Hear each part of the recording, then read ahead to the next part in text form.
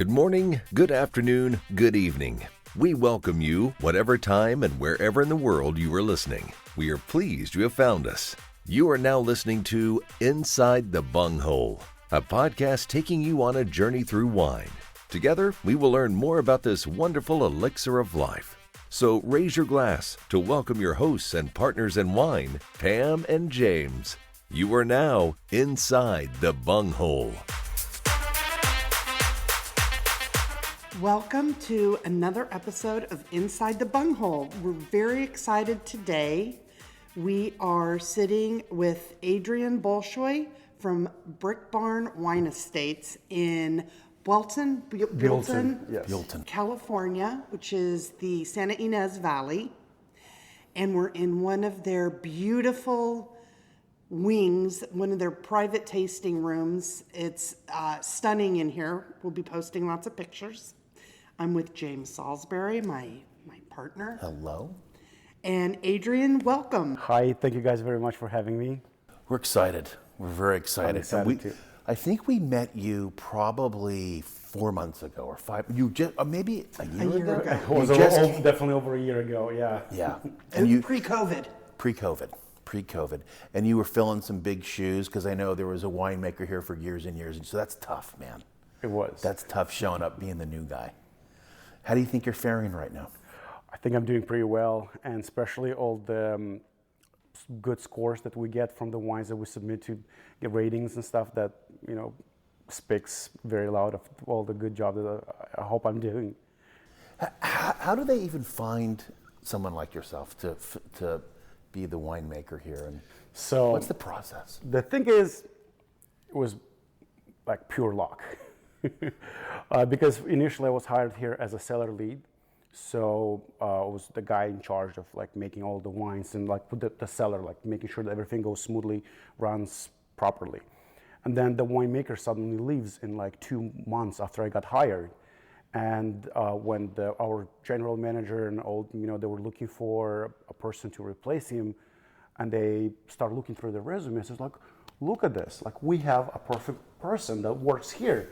We don't even have to look for anyone. He's already here. So, and that's how I got basically the position. So you were just quiet. They didn't know you had these skills. They These didn't. winemaking skills. Wow. Exactly. They So did not. a ninja winemaker. Tell us about. First of all, we're going to have some. Tell us, just to tease everyone, what are we going to be drinking today? So we're going to be trying 3 wines today. We have Chardonnay that was aged in concrete tank. We have a 900-gallon concrete tank in the winery. It's very nice wine. It pairs so nice, like with like the minerality that comes from that tank, and the acidity from the Chardonnay is just a perfect balance. It's very, very nice. Then after this, we're gonna try our Cabernet Franc. It's a 2017. We call it Fatalist. So this is the top of the list of the best wines that we make out of this vineyard. And it's only 2 barrels produced of this wine. It was aged for 3 years in a Russian oak. And we're gonna finish with a late harvest Viognier. Wow. I love sweeter dessert wines, and I'm very excited about this wine. I am too. We're staring at it, but I want to get back to you, and I want to talk about how did you end up here, and then also tell me how did you start off with wine making. So I'm from a small country called Moldova, which it's in Eastern Europe. It was one of the former USSR countries. A shout out to our Moldova listeners, by the way. Yeah. So it's very small. It's sandwiched between Romania and Ukraine. The population of Moldova is about 3 million people. So it's very, very tiny, but with a huge history in winemaking. Because of the temperature, the climate? The climate, exactly. The climate is just very favorable. It's very nice. We have very good, also fertile soils, and that would makes the grapes very, very delicious, and they grow perfectly in our area. So historically, there's proof that they've been making wine on that area for over 5,000 years ago.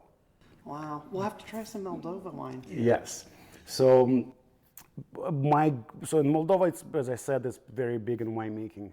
A lot of the wines that were produced in Moldova, they used to be exported. Russia, during the USSR, Russia used to be our like main market for export. About a third of all the wines that were made in the country were made in home, like at home, by home winemakers. And my grandparents were one of those home winemakers. So I grew up helping them, making wine my entire life. I don't even remember when we start, like when we start making wine, or like when I jumped in the process. So you grew up with your grandparents making wine. That's right. Now, did they make it for family and friends? Family and friends, exactly. Family and friends.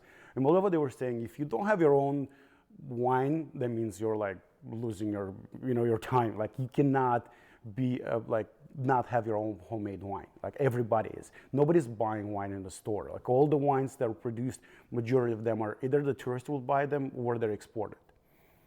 So your parent, now was it good? Did they? At that time, I thought it was great. Was there competition between families, or? Yes, obviously it was. Everybody wanted to show off a good quality wines. Everybody was like, "Oh, try my wine. It's phenomenal." And then I was like, "Oh, you have to try mine." And every family would have like their own like special like recipe that they would not want to share with each other. Were they mostly whites, reds? Reds. Reds would be the most of the wines are produced at. Some of the people have some whites, but majority of them are reds. It's a red. What grape was growing really, really well in Moldova? There's a lot of grapes that grow, very nice in Moldova. There's some. My grandparents would have a typical Moldovan grape, which we call it busuioacă, which was like it's very, very nice and floral grape. So they would, ferment them and they would make the wines, and they would be aromatic wines. So as a young age, you learned the process, the science behind it, the fermentation, the next step, the straining, how long it should be. The bottling. So then when did you take it up a notch? So after I graduated my high school, I decided to go and get a winemaking degree from a Polytechnical University of Moldova. So this is when I was like, I'm gonna do that. Again, because winemaking is such an important thing. So I was like, I have to do it. So I graduated winemaking in 2011. So I have a bachelor's degree, and right after graduation, got on a plane and I came to USA. And especially, like my final destination was Buellton. Wow. Yeah, I remember. Welcome to the USA. Yes, exactly. I remember when I first when I got here, I landed in LAX, and I'm like, okay, from LAX, how do I get to Buellton? I mean, it's a far drive. It's like 200 hours. Yeah, 2.5 hours. Yeah, 2.5 hours, 200 miles. Yeah, that probably takes you all across Moldova. Exactly. So, and I'm like, okay, how do I get there? So I go to the information, because they have the information station, and I talk to the person that's like, hey, I need to get to Buellton. And they look at me and they're like, what? I'm like, Buellton? And then I'm like, okay, in my head, I'm like, probably I pronounced it wrong. Let me spell it down for him. So I take a piece of paper and a pen, I spelled it down. He looks at me, he's like, I don't know what you're talking about. I'm like, and I was very frustrated at the time, because I was like a 16-hour flight. I landed in LAX and they don't know where Buellton is. I'm like, your information, how come you don't know where Buellton is? Yeah, and you're thinking because of your wine background that everybody should know where Buellton is. I thought so too. You're like a hitman on your way to Buellton. Exactly. So finally, I was like, okay, I knew I had some the phone number, contact information for the winery. So I found a payphone and I called the winery. That's a challenge in and of itself. Yeah, trying to use a payphone in a foreign country. So there was a winery that sponsored me. That's how, first of all, how I got here. So it was a winery that sponsored me for visa to come here. So I called the winery and they were like, oh yeah, like we're legit. That's not a prank. That's not. They were like, you have to look for the shuttle. So And then I see the guy from the information running towards me with a book. He's like, I found it. I was like, okay, great. So he gave me the phone number of the shuttle, so I called him, and they dropped me at the Motel 6, and I had to walk with 2 huge suitcases all the way to the winery. Oh, That's a movie. That is a movie. I'm telling you, it's a movie. Definitely a movie. We're going to take a break, and we're going to come back and try one of the wines. And as we're going through the wine a little bit, we're going to pick back up on his story, too, to complete it, because it's going to be awesome. All right, thanks. And then we're really done. If you want to know more about Inside the Bunghole, join us on all our social media platforms.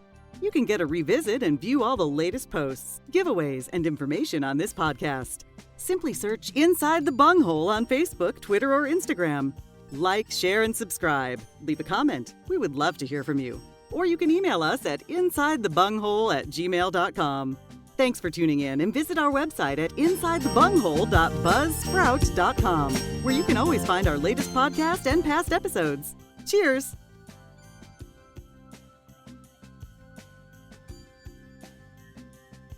Welcome back. We're sitting here with Adrian Bolshoi from Brick Barn Wine Estates and talking a little bit about his past and his wine knowledge, His and journey. how he got it, his journey, Yeah. and we're going to be tasting some yummy wines. I think we're going to start with the Chardonnay. Yes, let's start with the white wine. Yep.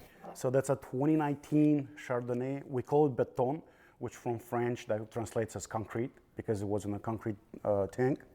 That seems to be a new thing, this concrete cask. It is. That's correct. And boy, that sounds good in my headphones too. Yeah. a lot of the people start using concrete eggs or concrete amphoras to age some of the white wines. Cheers. Cheers. Yeah. So, So it's very pleasant. Has very nice aroma. Yeah. yeah. When you think about the Chardonnay, I'm like, you're like, oh, the Chardonnay shouldn't be that aromatic, but no, this one it really jumps at you. yes, it does. And I'm glad I'm not a big fan of oaky Chardonnays, oaky buttery. I like the concrete. Tell me about the soil here in Buellton. A lot of limestone? So we have, on our property, we have 2 different soils. So if you look around the winery, those are all the white grapes growing here. And the soil here is sandy. So this Chardonnay was, on the sandy soil. Then all the reds, they're basically behind the winery, top of the hill. They grow all the red grapes that are planted over there. And the soil is we have more darker, more minerals, some limestone, some just more of more full and rich in minerals. Interesting. The sandy. The sandy soil. It's a Sandy soil very grows- fruit, that expression, fruit forward, but boy, this just leaps out in your nose and on the palate. It's just, I find it, and it might be because of the concrete cast. I'm there's also mineral- nervous drinking this wine with you because you're the winemaker. I want know. to say the wrong thing. No, there's nothing. The thing is, when people are like like, apples. oh, no, but when people say like, oh, I'm afraid to say the wrong thing, I'm like, there's no wrong There thing. is, thank you. Because every single person is different, and if you find apples and I find pear, none of us are wrong. Right. The Everybody is palate. different. Every single person is Let different. me ask you from Wine 101, someone that was to have wine, how would you approach it? Just to walk me through, how would you approach a glass of wine, to smelling it, to drinking Yeah, it? so when you first start tasting, you obviously have to look at the color, make sure Okay. it's nice and clean, and doesn't have any anything funky, floating funk in the glass, right? And this is beautiful. It's color. very nice, very Yeah. beautiful color. Okay, so the look, So visual. the look is visual. That's the first. And after this is the aroma. So you have to smell, and the first thing that comes to your mind, it's going to be correct. And there's nothing wrong on it.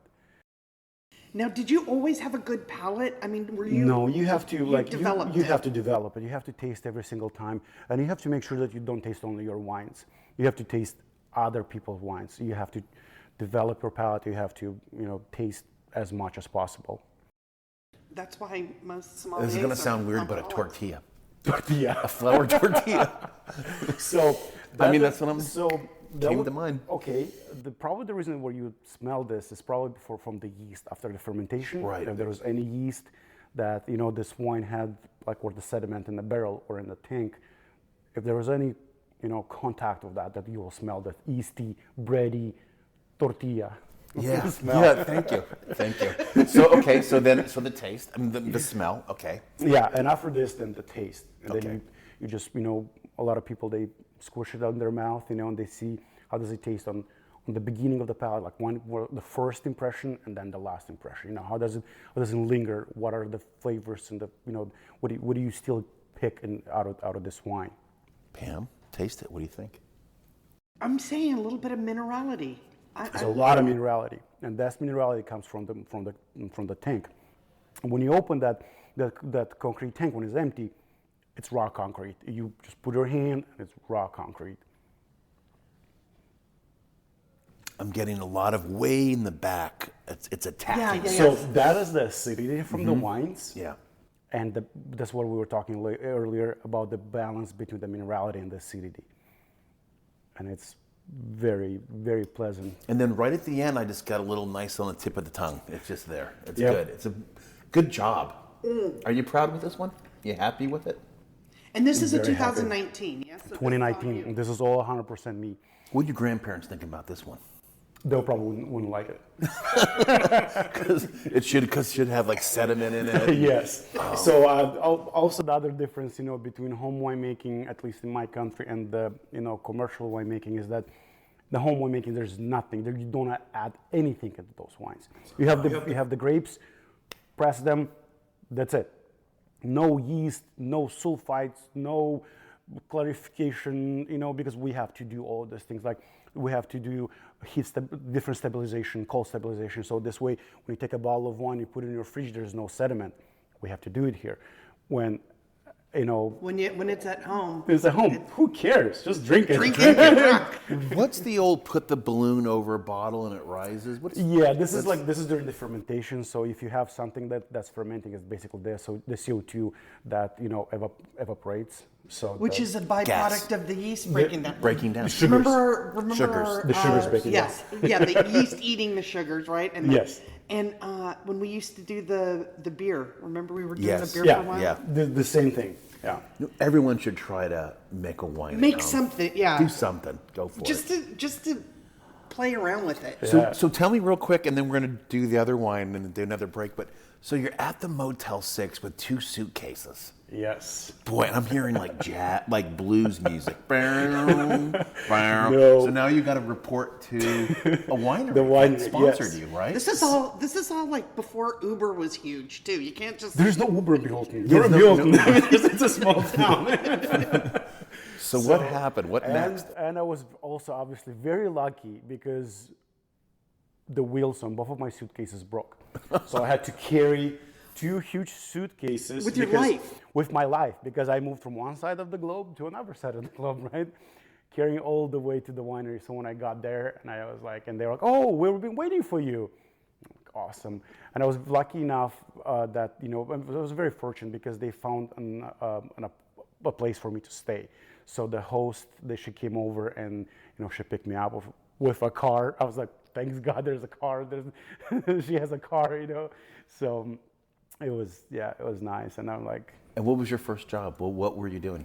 So my first job was a cellar hand. So I was doing everything that was needed in a cellar, like Cleaning, rinsing. rinsing, racking tanks, pressing grapes, receiving grapes, absolutely everything. Putting the thief in the bunghole? No, unfortunately not. You had to graduate you to have that. to graduate to that. Yes. So is that a good place for someone that really wants to learn winemaking to start? It is. At a It winery is. to be just in the galley in a way? You have to start from the bottom. Obviously, I Right. believe that would be a huge help. But you see a lot and you learn a lot. You do, absolutely. Because just going to school and learning a lot of stuff, but without having your hands-on experience, it's different. It's like not the same. Yeah, you need to have that practical experience. Are you at this level right now scared sometimes, like a prize fighter before he fights, even though it's Muhammad Ali, the night before, so when you bottle it, when you uncork it, is this going to be good? It's a lot of responsibility you have. There's money behind you, man. I know. It's like, dude, Don't scare me. I know. So, but do you feel that pressure? There's a lot of pressure, yes. Yeah. I feel a lot of pressure because also like depends on the years. Like last year in 2020, we had like 2 huge heat waves. You know, like here in Buellton, the weather was over 120 degrees. You know, it was not good for the grapes. So I was scared at that moment because, you know, you're like, what do I do? How do I protect the grapes? Is it too late? You know, it's kind of like there's some moments that, you know, you get like more, especially when you know that there's money involved and they're not your money. Right. Now, what do you do when you go through that? Like, what is your?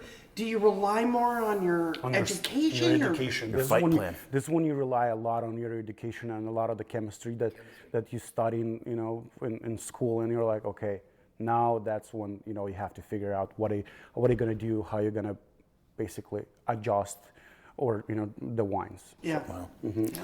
So after that one, you were there. Did you graduate a little bit in that winery, or did you move on to another one? I moved on to another one. Okay. Yes. Same gig in a way, same responsibility, but then you. So from that winery, I moved to Sonoma, Okay. and I spent a year in Sonoma. I was working for another winery that they were still considered a winery, but they were not making wine at that time. So they were doing a lot of like very cool stuff by, like, they would have filters. They will filter a lot of the wines. They would do.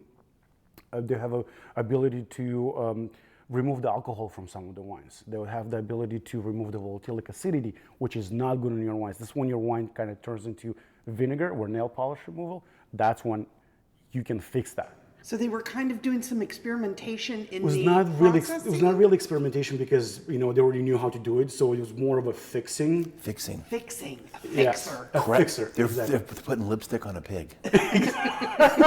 Well, it worked. It works. And you taste it, and it's like, Hey, I was going to run back real quick and ask you about the wine we just had, and you named it. It's Concrete in French. Béton. Yeah. Did you get to name it?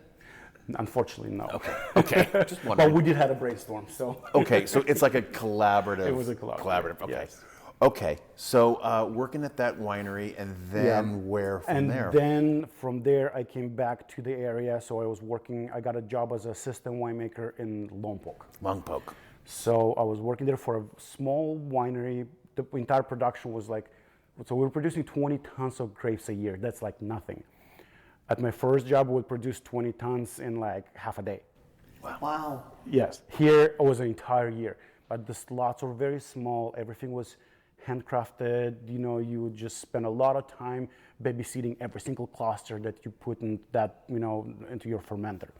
Man, are you touching the bunghole at this time? Yes, You are. That's the So time when I finally got to do that. Wow. So you got to like put the little thief in, taste it, sample it, and Sample just it, start. yeah. So tell me about that part of the winemaking. So this is when obviously, you know, I learned about the difference in yeast, what yeast would do what to your wines.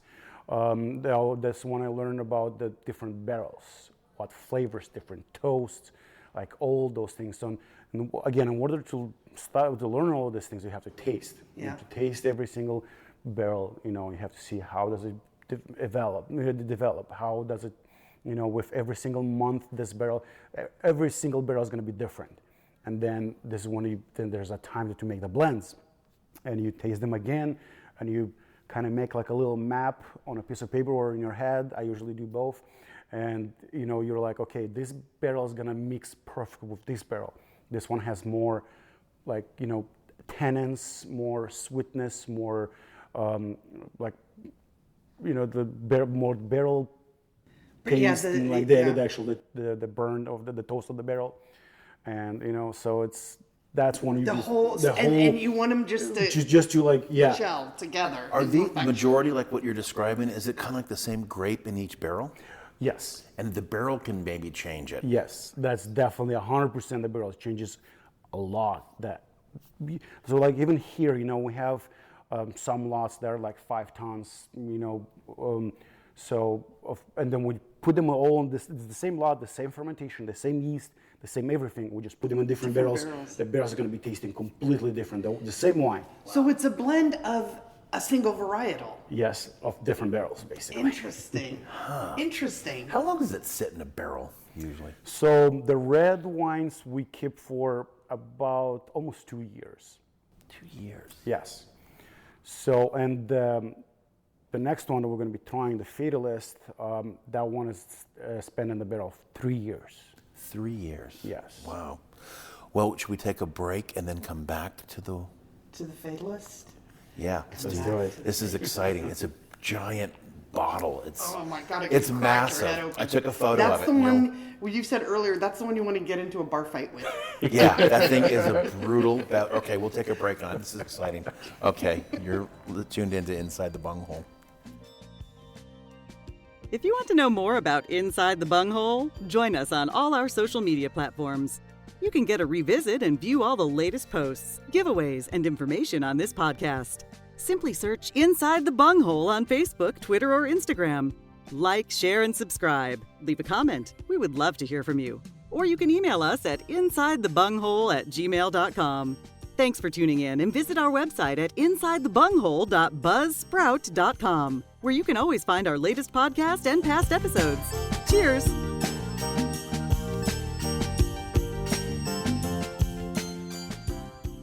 Welcome back to Inside the Bunghole here at Brick Barn Wine Estates with Adrian Bolshoi.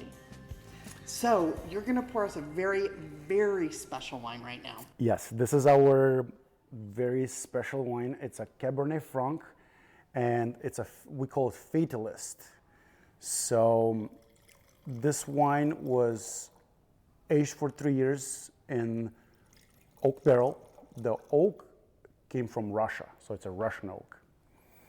The reason why we choose Russian oak is because the flavors that come from that barrel and the flavors that this Cabernet Franc is providing, it's just a very nice balance. They just marry together perfectly. So we are in a cooler area, so that means we're going to have a little bit more spices in our wines.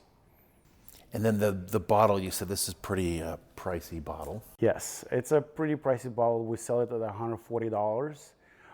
This wine was bottled by hand, was corked by hand, and the bottle is engraved, and everything was by hand and dipped in wax. Everything was it's a lot of hand labor. Yeah, I saw it. And you said engraved and then painted. Yeah. And then what? So it's it's a bottle you want to save. Yes. If there was a bottle to save. Now, let's talk. Okay, I have two questions. One is, we didn't decant this. We just poured it straight from the bottle. And you think also something... saving, but let's first address the decanting. Okay, so decanting, if you let's say we'll keep this bottle for another 10 years, you definitely have to decant it, because over time there's going to form some sediment and fluctuation in temperature, so you have to decant it, and that decanting is going to help. And it also will help to aerate this wine, so it will definitely help. But this one, this Cabernet right now is from 2017, so it's been aged for 3 years. Was bottled about half a year ago, so it's a very young wine. There's no really need to decant it yet. You can do it if you want to do it. It will just help. It will just help to improve the taste of this wine. Is this the first time you worked with Russian oak? Yes, it is. And usually how about here? French oak is the most predominant one, and most of the barrels are coming either from France. And I met the Russian oak here at Brick Barn, and I fell in love with it. It's just very, very nice. And how many times can you use that barrel? So for this specific wine, we're trying to use it only once. So it's brand new oak. Okay. So we use it once, and then after this, so we age it for 3 years. After this, we put it in our regular Cabernet Franc program, which it's still a good barrel. Sure. Still very nice, but for this particular wine, it's brand new oak. Once, yeah. And I smell, I'm getting a lot of plummy. That's what I'm getting. That's what. I have a shitty nose, though. I'll tell you, the color is beautiful. The color is very nice. Really nice. A lot of dark fruit. Yes. And now when you taste it, do you feel that like the balance between that peppery, spicy Cinnamon. that you get? Yes. Yes. And the oak, you can taste the barrel. You can taste the balance between those flavors and the Boy, you wish you were spices. tasting this wine right now. You know, I gotta be really, this is kind of, it tastes like my grandparents' house, which is beautiful, because it was an old home in Long Island, and it always had a smell of like banana peels and coffee grounds, and there was something creaky and beautiful about their home. And I don't know if you can make that into a taste, but that's it. It's like a big warm hug. It's dynamite. This is a wonderful one. Well, congratulations. Thank on you very this. much. Yeah, this is beautiful. So, Tell me about, I guess that's okay. I want to talk how we'll deep talk the about bottles. the bottle in just a minute. But saving it now, how long will it stay in the bottle? Should you keep it in the bottle? You can keep it for another 10 years for sure. The Cabernet Franc, it's a type of grape that, you can just keep it for as long as you want. It's just gonna get better with And years. are there certain grapes? I mean, I know that reds you usually keep longer, whites you usually. So whites you wanna drink younger, fresher. The reds, Pinot Noir is usually not a grape that you wanna keep for too long, because you risk of losing some of the freshness from the grape. Cabernet Sauvignon, Cabernet Franc, Syrah, you can age for longer. Merlot, you can age those longer time. And do they get better with age? They will just get better. Yes. Interesting. The smell's Okay, fantastic. now you can talk about the punt. Yeah. This bottle, I just break this bottle down one more time. I know it's engraved in that, but like the punt on it is probably the deepest one I've ever seen on a bottle. It just looks good, this bottle was made in France. Okay. So it's a French bottle, and it's just very nice, extra heavy bottle. We just wanted to make sure that you can feel it when you have it in your hand. So it's a heavy one. So you knew when we're going to bottle this baby, you want to make sure there's a special bottle. Exactly. And Yes. you go to a catalog and you look up, there's a bottle company and it's in French. There's a whole company making bottles out there. Absolutely, yes. We have distributors that we work with, so they're the one that are buying bottles, corks, capsules, whatever we need for our bottling supplies.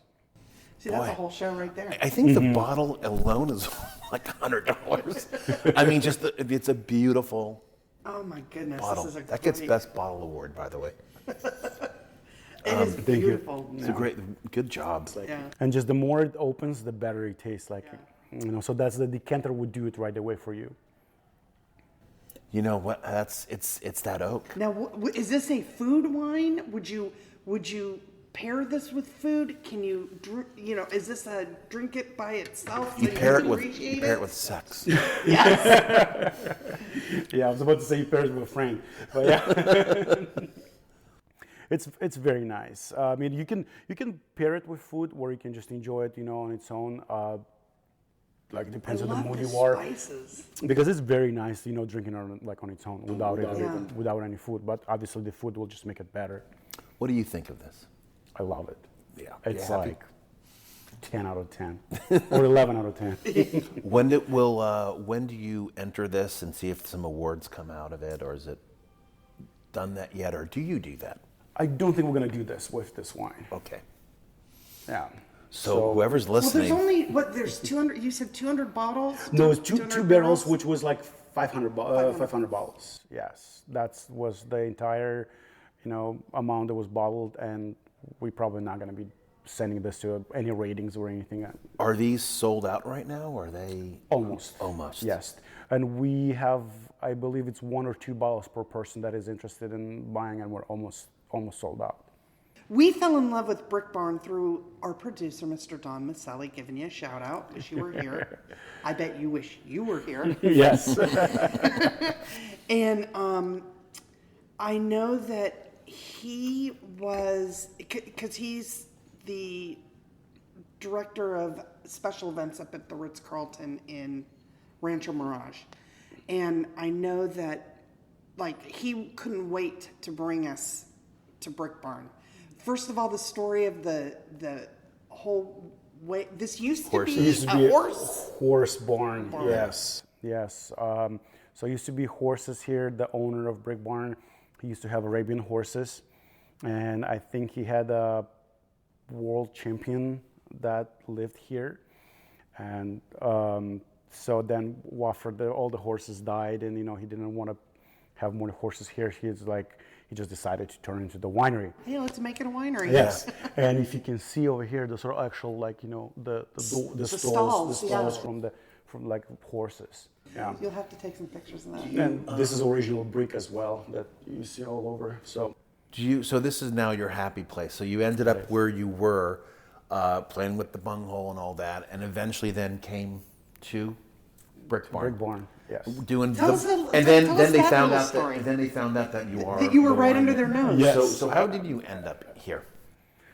Well, I was looking for more opportunities because at that winery that I was working was small, as I mentioned before, and I knew that I would never become a winemaker there because I was, the owner was the winemaker.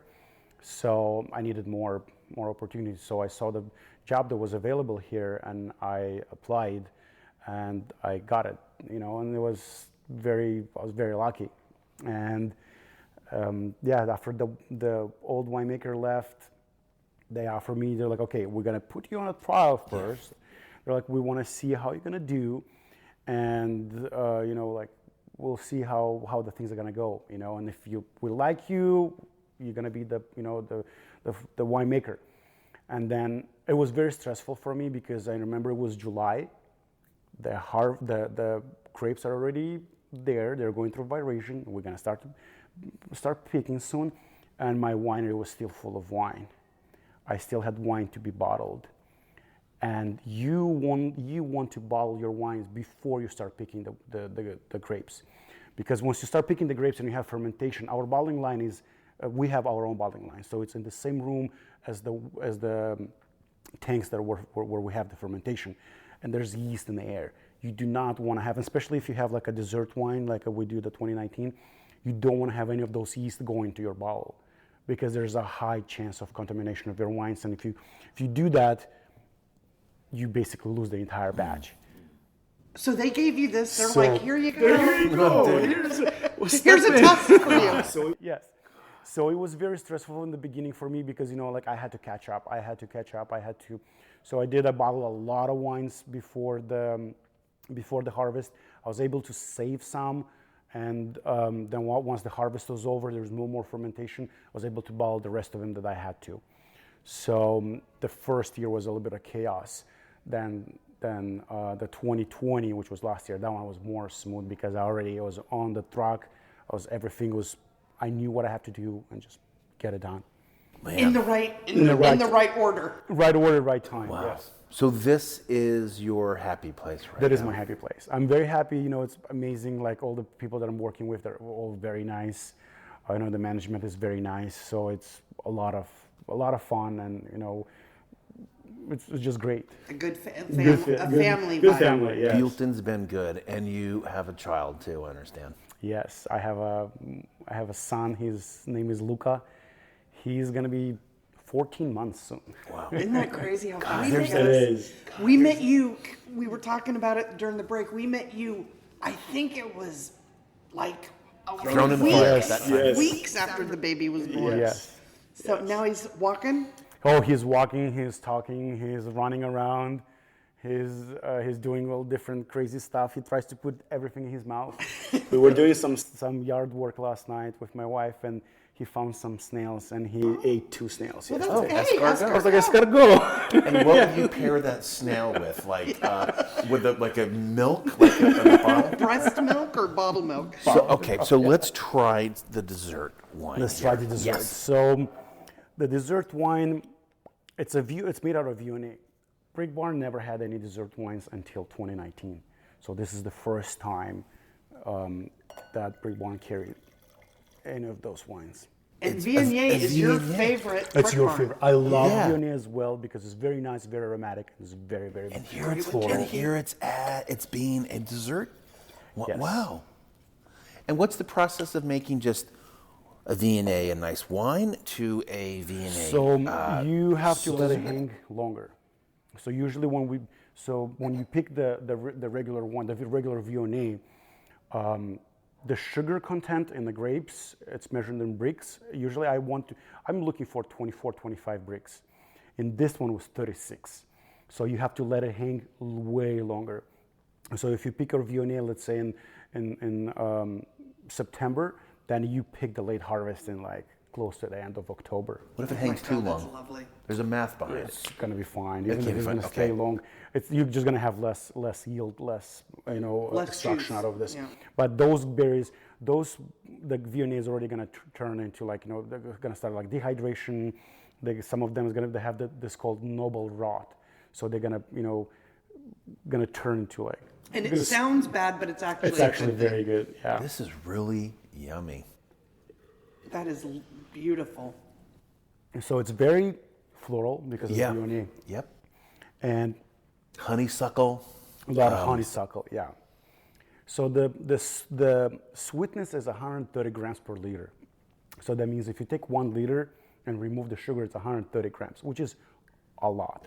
Is this like a percentage of residual sugar? Yeah, so it's 13% residual sugar. Okay. So now you don't feel it when you taste it. It's like very nice. Yeah, it isn't sickeningly sweet. It's beautiful. It's Yeah.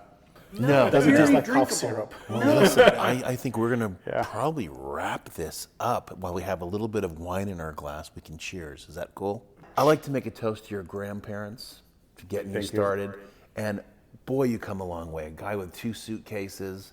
And broken wheels heading to Buellton like a hitman. at the Motel 6. And God bless your journey. Awesome job. You knocked it out of the park. Thank you so much.